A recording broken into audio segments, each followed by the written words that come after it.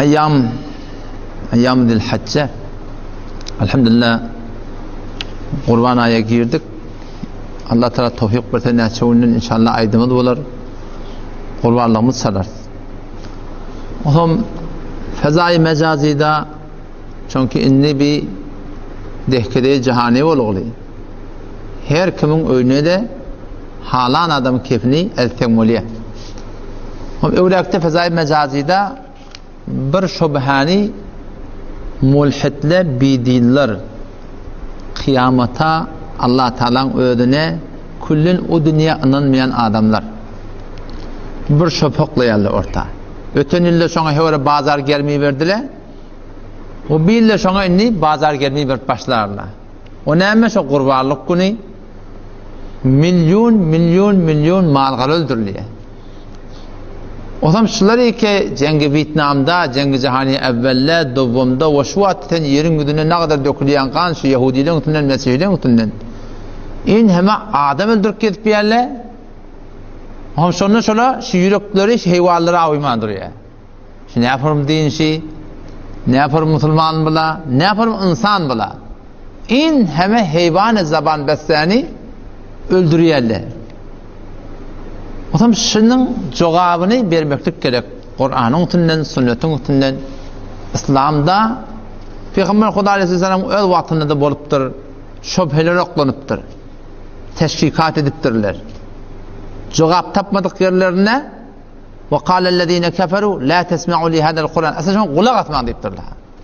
Cevap tapmadık yerlerine. O şüpheler oklanıptırlar. Ortamına cevap verip olacak ya. Ama sonra cevap tapmayacağım bilenine esasen kulak atman. وَالْغَوْ ف۪يهِ yok hepler aydın umit bak galip gelirsin deyip elinden geleni millet-i kufr el-kufru milletun vahide elinden geleni ediptir. O da Müslüman doğanım Allah Tebarek ve Teala şuna Kur'an'la cevap veriptir ki şisidin öldüren malının etinden de Huday Teala peyda yok, kanunun Allah Teala peyda yok.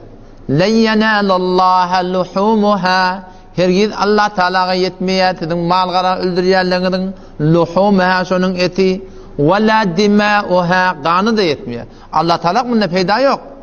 Keten İslam'da Allah'ın razı edecek deyip malgara öldürüyle ve Allah Teala şundan peyda olsun Allah Teala bununla peyda yok. Onu ne için öldürüyorsunuz? Kedalike sakharaha lekum. Şüphem Allah Teala için musakhar etti hayvanlar diye. Çünkü ölüm burada değil ki her bir mahlukun başına gelecek. Buna hiç şek yok. İndi ödecel ölecek. Ve Allah'tan hukmuna ölecek. Allah'tan hukmuna öldürülecek. Bunun uğrun yok. Yani Allah Tebarek ve Teala bizi musakhar ediptir. Bizim ilmin şanına koyuptur. Bizleri imel oluptur. Öldürme oluptur. Şunu öldürmeklik neyme mebna bilen? Kedalike sakharaha lekum. Şu form Allah Teala şey amale ibadiler bilen size şunu musakhar etti Allah Teala. Nemeden çireyim? Litukabbirullaha ala ma hadakum. Tahtı Allah'ın ulları yalak. Size birin hidayeti direkli. Allah'ın ullamaklık ne yaparım? Allah Teala'nın aydan ne oraya öldürmeklik, Allah Teala'nın diyenine oraya iymeklik, Allah Teala'nın şeriatine oraya şunu ona buna garip katara vermeklik. Yok hem neyme hetmin falan kurba altta mı öldürülüyor mi? Yani sen şu an her gün ne? Şu kul insaniyetin gerek etinden şimdi öldürülen mal bütün Müslüman Müslümanında kurbatı öldürülen malların az kem olsaken az değil yani. Çünkü biz Müslümanlar 1 milyarda hordayı. O şu 1 milyarda hordayın da yartı denge için garibe mendeş tapanak burada dedenak. O zaman onun öldürtüyorsun yartı öldürüyor. Yartından hedaben 3'ten 2 öldürüyor değil. 4'ten 3 öldürüyor ne olanla yine de sen kafirlığın kullu insaniyetin günü öldüren mal garatının kıbalına bir günlük öldüren mal edafı burada olmuyor. O hamstada ne emet yaş kafirler şu malları şu yürekleri avıyor. Adam öldürüyorlar ama mal gara yürekleri avıyor şuna. Ve beşşiril muhsinin. Allah Teala buğuştuk bir nikûkarlara. Nikûkari neymiş? Şun mal gara öldürmeklikten nikûkari maksat. Keten garibi ödemeli, katarı ödemeli, gelecek mimanın ödemeli. Bundan mal gara yönekot öldürüptü. Yani yılı 10 kayberde mal garanın, binden mal garanın öldürmeyenlerin etimeyen not mu ne biliyor? Yönekot etiyet. En son mal öldürüptür, tavuk öldürüptür, koyun öldürüptür, sığır öldürüptür. O gece günü 24 saatte boluptur onlar Müslüman'da. O zaman şu taydan beni İslam'ın şu Kur'an'ın Allah Teala'nın hukmuna göre edilen iş. Buradaki 24 saatte her ayda yılı 10 kay bolup dururlar.